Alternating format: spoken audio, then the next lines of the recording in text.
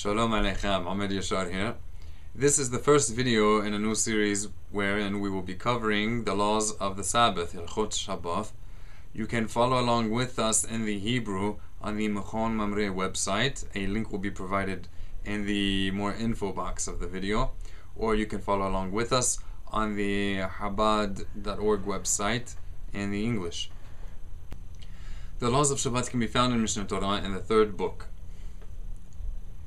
יש בכללן 5 מצוות, 2 מצוות עשה ו3 מצוות לא תעשה.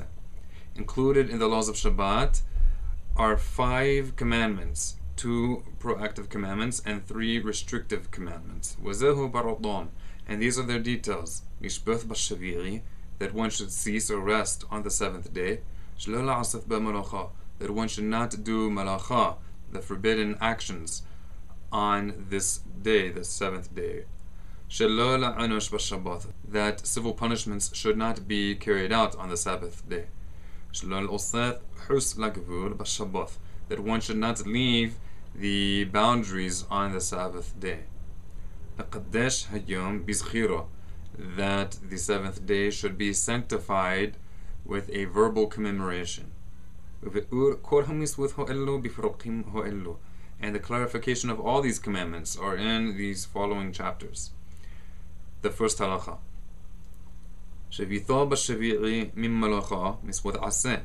It is a positive commandment, a proactive commandment, that one cease or rest on the 7th day from doing prohibited actions. These actions are called malacha in Hebrew. As it states in Exodus chapter 23, the 12th verse, and on the 7th day you shall rest. And anybody who does malacha, the forbidden actions, on this day, he nullifies one of the positive commandments of the Torah, and he transgresses one of the prohibitive commandments. As it states, for it states not only that we should rest in a proactive manner of speech, but also that you should not do malacha on that day, which is a restrictive commandment. So you have 2 types of commandments connected to the commandment to keep the Sabbath day, a positive and a negative. And what is a person liable for if he does one of these prohibited actions called malacha on the Sabbath day? If he did it willingly, that means not inadvertently, and if he did it high-handedly, that means it wasn't by mistake, out of ignorance, then he is liable koreth. Koreth is spiritual excision or cutting off. And if there were witnesses and warning, the punishment is stoning. Stoning, as is clarified in the laws of Sanhedrin in the Mishnah Torah, is only carried out during a time when we have a great Sanhedrin and the service in the temple is taking place. And if he did it by mistake, he would then be liable for a fixed sin offering.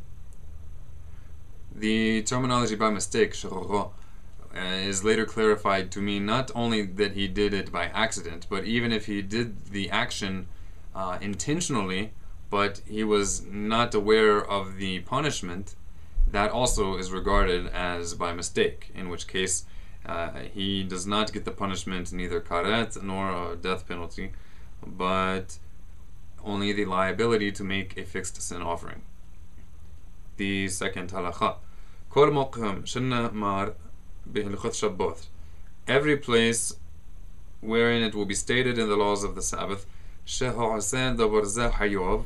wherein it will be stated in the laws of the Sabbath that a person who does this action, whatever action is being referred to, is liable.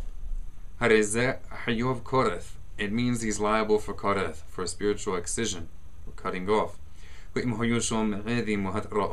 if in that scenario in these laws wherein it will be stated that he is liable, if in that same scenario there would be witnesses and a warning, hayov saqila, then he will be liable for the death penalty by stoning. And again, stoning is not carried out in the current time period, and it is also not like the stereotypically imagined format of stoning prominent among Christians and Islam.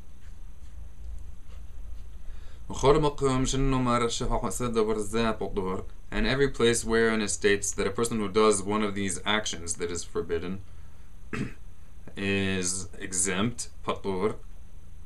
It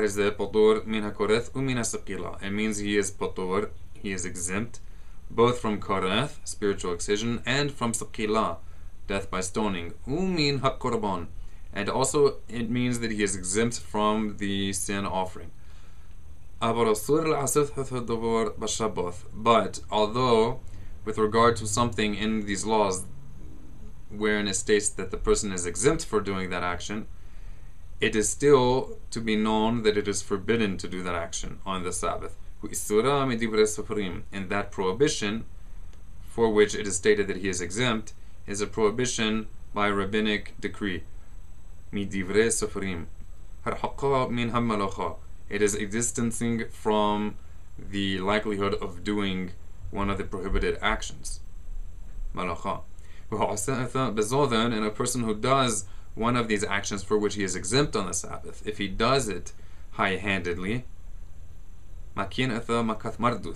then he is liable for lashes of rebelliousness. This is the term for rabbinically instituted punishments.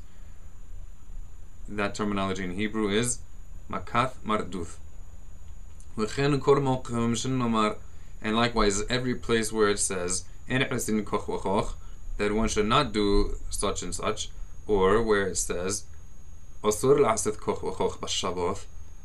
that it is forbidden to do such and such on Shabbat, a person who does that particular action high-handedly, he is liable for lashes by rabbinic decree, lashes for rebelliousness.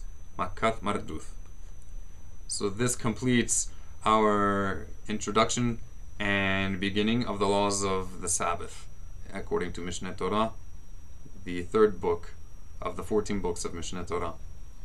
All the best and keep watching. Shalom uvracha.